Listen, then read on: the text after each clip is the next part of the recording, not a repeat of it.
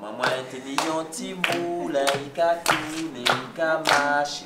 Maman moi teni yon ti moule, ika tourne tout l'année. On nous aller, moule la marche, on nous aller, moule la marche, on nous aller, moule la marche, on nous aller, moule la marche, oh on nous aller, moule la marche, on nous aller, moule la marche. oh on On a nous un patrimoine aller. assez riche, hein, assez pluriel, j'ai envie de dire, dans la mesure où on a déjà des jeux qui sont vraiment endémiques.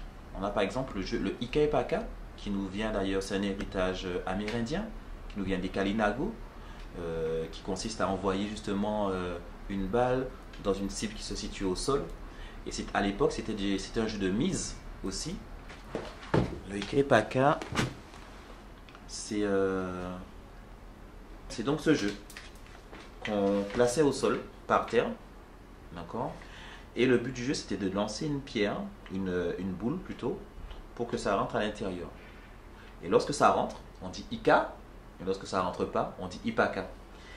Et par la suite, ça s'est un peu vulgarisé à nouveau, parce qu'au début, on utilisait les caisses de morue qui arrivaient en Guadeloupe sur le port, qu'on découpait, qu'on utilisait pour faire cette forme-là. Par la suite, ça s'est démocratisé. C'est devenu un jeu de mise. Donc les gens pariaient de l'argent.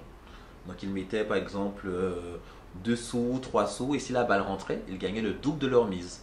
Donc là, c'était un jeu aussi de mise. Et puis par la suite, nous maintenant, on l'utilise au niveau de la tradition, surtout en souvenir des Amérindiens. Mais en souvenir aussi de tout l'héritage, tout l'univers qu'il y avait autour de ce jeu, qu'on retrouvait autour des pitacoques, qu'on trouvait autour des lolos, des petites boutiques, qu'on trouvait dans les cours, qu'on retrouvait aussi lors des veillées culturelles. Bref, il y avait vraiment des lieux et des moments où on pouvait pratiquer justement ce jeu de tradition. Ça l'appelle comment? Le rara. On disait rara, semaine sainte. En France, on dit les crécelles, le jeu de crécelles. Mais nous, voilà, c'est un jeu où beaucoup de... Donc le rara qu'on utilise aussi lorsque c'est le carnaval ou bien voilà les fêtes et tout. On peut l'utiliser également. Là, on va continuer. On a depuis peu aussi des petites charrettes. Les voitures, petites charrettes, c'est comme les petites voitures et tout. Sauf que le coffre est un peu plus grand. Donc ça peut servir aussi de souvenir. Le jeu de Timarel, c'est un jeu de stratégie où il faut aligner des pions de même couleur, soit en diagonale, soit sur le côté.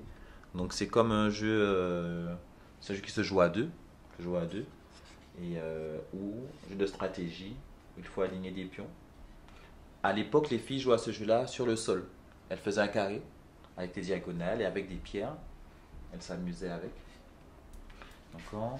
Donc on a aussi donc les fameuses toupies à main. On a vu tout à l'heure la toupie à ligne, mais on a les fameuses toupies à main. D'accord. Où on a certains modèles comme cela. Ensuite, alors, on a également... Ça, c'est le bouquin. Hein. Là, voilà, c'est le livre, L'ouvrage. le bouquin, notre ouvrage. Qui présente d'ailleurs plusieurs jeux. On a également, depuis peu, très intéressant, un jeu de cartes de cette famille. Il nous fallait présenter pour voir les jeux de différentes façons. Donc, pour permettre que ce soit plus accessible aux enfants, également, c'est un jeu de cette famille. Voilà. J'ai à cette famille traditionnelle. Et donc on a mélangé les personnages des contes antillais de chez nous avec justement la tradition des jeux traditionnels. Donc on va avoir des personnages qui vont jouer avec les lance-pierres. On a la famille Lapin qui joue au banza. Vous voyez, donc chacun, ils ont en fait un lien avec le lance-pierre. Quel personnage de conte de chez nous, de la Guadeloupe. Voilà, la famille Lapin. Là, c'est la famille Lapin. Là, par exemple, sur les Cabois, on a vu, c'est la famille Zamba. Donc, à chaque fois, on a le père Zamba, la mère Zamba, compère Zamba, etc. Toute la famille qui joue au Cabois. Vous voyez, donc ils ont tous un lien avec les fameux Cabois. Là, on a une autre famille, par exemple, c'est la famille Course en sac avec la famille Cochon. Donc, tous les personnages de la famille Cochon seront représentés pour la course en sac. Vous voyez. Donc c'était une manière de permettre aux enfants vraiment de découvrir l'héritage culturel des jeux traditionnels, mais aussi leur héritage au niveau des personnages des contes de chez nous. Donc voilà, le jeu de cartes. Un peu plus loin, on a aussi des trottinettes. D'accord. Fameuse trottinette en bois. D'accord. Donc là, pareil, hein, le même modèle de trottinette, sauf que c'est en bois.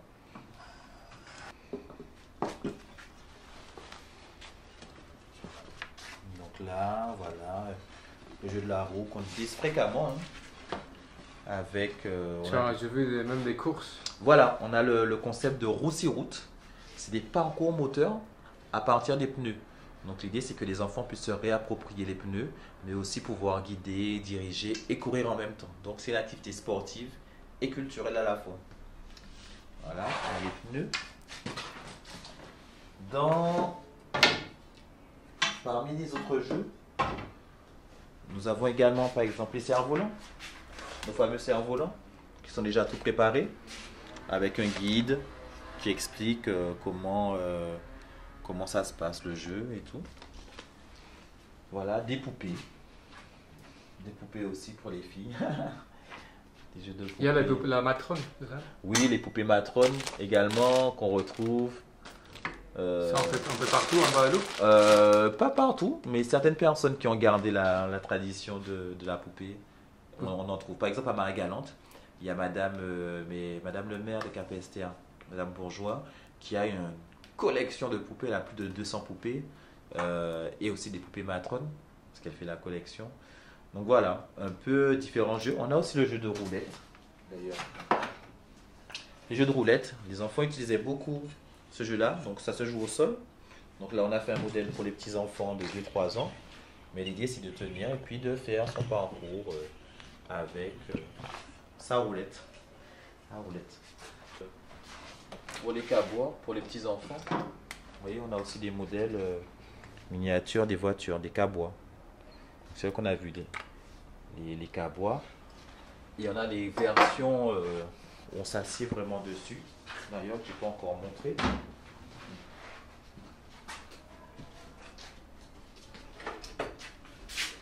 Mettre sur la table. Ça, là, normalement, on s'assied dessus. Et avec la ficelle. Avec la ficelle, une fois qu'on est assis dessus, on peut justement donc diriger voilà, en étant assis. Donc les cabois. Et on a aussi des petites trottinettes, mais avec cette fois-ci des coffres. C'est-à-dire qu'on a le coffre. Et à l'époque, les enfants utilisaient un peu comme un scooter pour mettre les courses ou ce qu'ils avaient à mettre. Donc ça servait. Et c'est ce qui est intéressant, il y avait souvent une double fonction dans les jeux.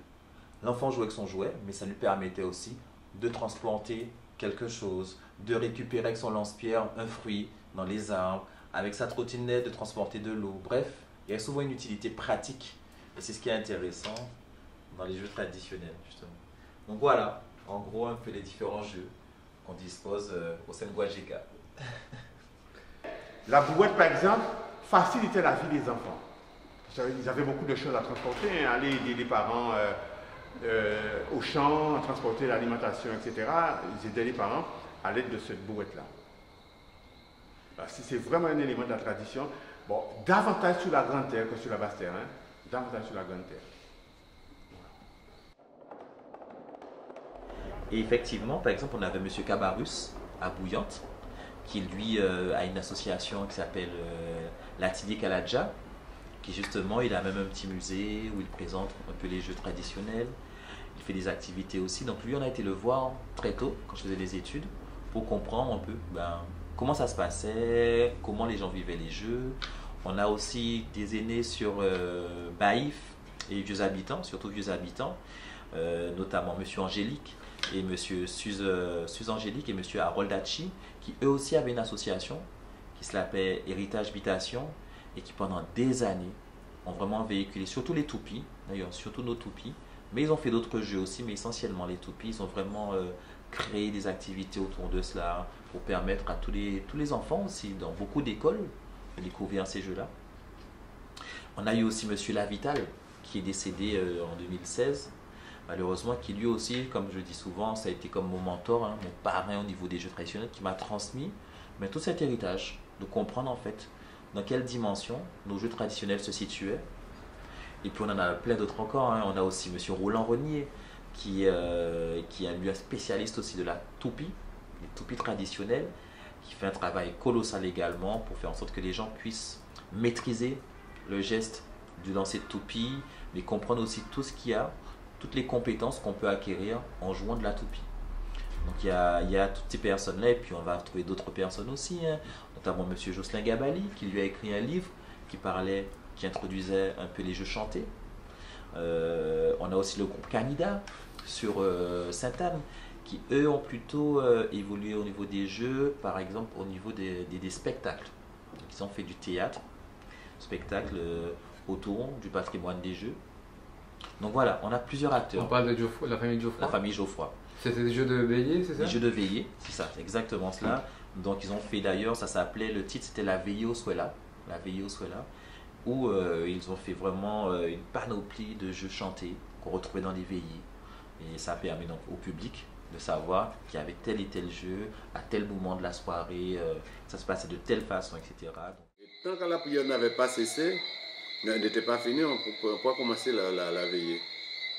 À chanter par contre, par exemple. Et là, à partir du moment qu'on a commencé à chanter, là, voilà, donc la veillée durait toute la nuit. Et donc, les gens veillaient vraiment, étaient là pour aider à passer la nuit aux parents du défunt, quoi, voilà. Contrairement à maintenant, quand ça se fait dans les maisons funéraires, à minuit, les gens rentrent chez eux, quoi, voilà. Mais on commençait à chanter d'abord, et puis on faisait les jeux. On faisait les jeux. Après, les chants. Oui, il y avait des chanteurs. Alors la ronde il y avait plusieurs rondes. Il y avait la ronde où il y avait les gars, les majors, là où j'ai mon frère, là il chantait, les gars, voilà. Il y avait aussi, par exemple, dans la maison, il y a des gens qui contaient des contes, qui racontaient des blagues et tout ça, des blagues, on l'appelait les blagueurs, des conteurs blagueurs. Voilà. Et les dames prenaient les enfants à côté avec des jeunes, quoi, et c'est eux qui faisaient les jeux. Donc il y avait la veillée, il y avait les jeux, on appelle ça les jeux de dames, il y avait les conteurs, tous ces gens-là étaient là pour passer la nuit avec la famille du défunt. Et vers 5 heures du matin, les gens arrêtaient, les gens se mesuraient, les gens luttaient, il y avait la lutte, hein? Mais oui, mais quand en fin de soirée, quoi.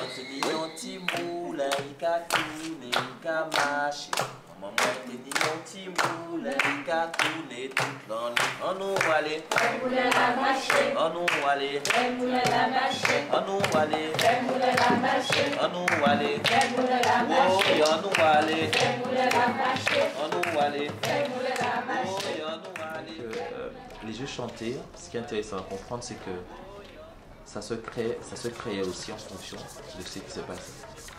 Il y a eu beaucoup d'improvisation aussi dans les jeux chantés. C'est ce qui est magique à la fois, c'est que plus qu'un simple jeu qu'on va refaire, c'est plutôt, j'ai envie de dire, un nouveau jeu chanté qu'on va créer à chaque occasion. C'est ce qui est aussi sympa. Mais sinon, entre le zizipan, le pilé-caco, le jeu de chandar, Ola Soleil Kalevé, Bolino Bolino, on a vraiment quelques jeux chantés qu'on retrouve et qu'on maintient. Ça existe. Après maintenant, c'est parfois un peu compliqué non, au niveau des normes françaises et européennes qui imposent certaines choses qui ne sont pas du tout adaptées à l'existant, à l'environnement et à l'esprit même des jeux traditionnels qu'on doit préserver. Surtout qu'il y a quand même de grandes demandes au niveau du ministère de la Culture, de l'UNESCO, pour sauvegarder notre patrimoine des jeux. Donc là, on doit faire un peu attention pour ne pas se perdre dans la mondialisation et mettre à côté notre spécificité régionale. Et en 2004, on a eu la chance et l'opportunité de faire des interventions dans des écoles. Donc du coup, à travers les écoles, les enfants nous ont connus. Et plus que ça, après, toutes les écoles ont voulu justement faire bénéficier aux enfants pour les faire connaître les jeux. Et puis très vite après, les collectivités, les organismes, les associations nous ont sollicités. Donc ça fait que beaucoup d'enfants ont eu la chance de découvrir ces jeux grâce à nos animations, grâce à nos interventions qu'on réalise au quotidien. Et du coup, lors des grands événements, des festivals, des foires, on est souvent présents. Et c'est comme ça que les enfants peuvent nous connaître, et les parents également. Parce que hors de l'école, il y a aussi beaucoup d'activités culturelles, d'animations culturelles qui se passent le week-end ou autre. Et là, on nous demande souvent justement d'intervenir pour faire connaître les jeux traditionnels. Donc c'est dans ces différents cadres en fait qu'on nous connaît, qu'on fait notre connaissance, et ça permet justement aux adultes également de se replonger un peu en enfance, et aux enfants de découvrir les jeux traditionnels. Chaque année, on organise le FETIG, le Festival caribéen des jeux et jouets traditionnels. Et là, en 2020, on va fêter la 9e édition.